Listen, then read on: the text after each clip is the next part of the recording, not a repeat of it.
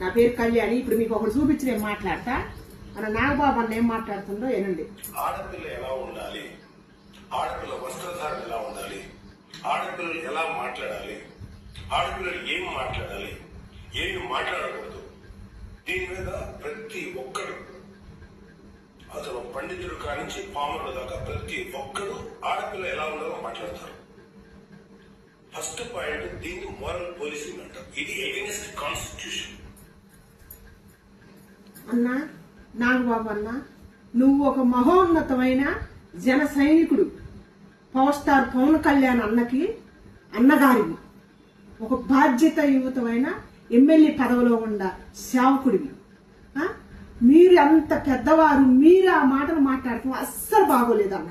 దయచేసి నేను ఒక ఊరు అమ్మని, నాకు చదువు రాదు, నీయాల నాకు పెద్ద పెద్ద అక్షరాలు కూడా, నాకు ఇంగ్లీష్లు కూడా చెప్పడం రాదు. నేను చెబుతున్నా, ఒక జనసేన అధినాయకుడు అన్నవయ్యి ఆయన సనాతన ధర్మాన్ని తీసుకొచ్చిన వ్యక్తి, దేవుడు, హైందవ ధర్మాన్ని మన రెండు రాష్ట్రాల ప్రజలకి, మన సమాజానికి పరిచయం చేసిన మహోన్నతమైన వ్యక్తి. అట్టాటి వ్యక్తికి నువ్వు తోడబుట్టిన అన్నవి.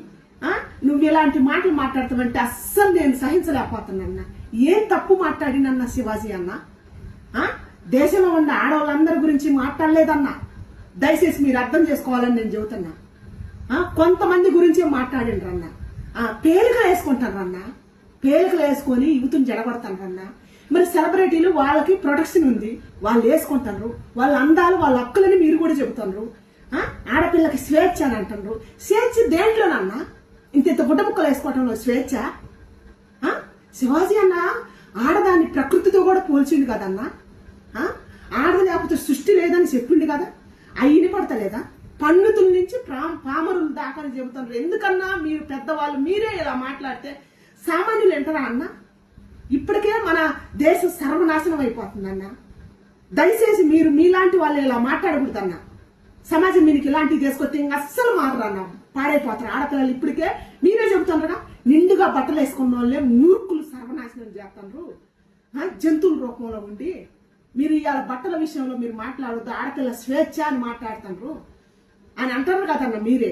మరి నిండుగా బట్టలు వేసుకున్న ఆడపిల్లనే అలా నాశనం చేస్తున్నారు. ఇప్పుడు వేసుకుంటారు సెలబ్రిటీలు, వాళ్ళు ప్రొటెక్షన్ అంటారు, వాళ్ళు కారులో వస్తారు, కారులో పోతారు. ఇప్పుడు వాళ్ళ బయట ఉన్న సామాన్యులు వేసుకుంటారు, వాళ్ళ జీవితాలు సర్వనాశనం అయిపోతున్నాయి కదన్నా నాగబాబన్న. దాని గురించి ఎందుకు ఆలోచించట్లే? మిగతా 90 మంది ఆడవాళ్ళ గురించి ఎందుకు ఆలోచించట్లే? 10 మంది గురించే ఎందుకు ఆలోచిస్తున్నారు? శివాజీ అన్న ఏం తప్పు మాట్లాడిందన్నా? దయచేసి మీరు మాట్లాడొద్దన్నా. నేను జన సైనికురాలు, పవన్ అన్న చెప్పిన మాటలకి నేను ఇన్స్పైర్ అయినా అన్న.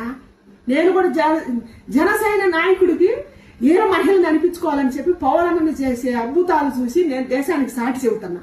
అన్నకి ఈ మధ్య కూడా మన శ్రీకృష్ణ దేవరాయలు వంశస్థుడు అని చెప్పి పురోహితులు చదివి సేవ కప్పారన్న. మన అన్న రెండు రాష్ట్రాల ప్రజలకు దేవుడు కాదన్నా, యావత్ ప్రపంచానికి దేవుడు కావాలని మేము పోరాటం చేస్తున్నాం. మీరెందుకన్నా ఇలాంటి మాటలు దేశం మీద తీసుకొచ్చి అన్న పరువును తీసేస్తారు? దయచేసి మీరు ఇలా మాట్లాడొద్దన్నా, నాకు నచ్చలేదు. మీరు ఎలాంటి మాటలు మార్చుకోవాలని నేను కోరుకుంటున్నా.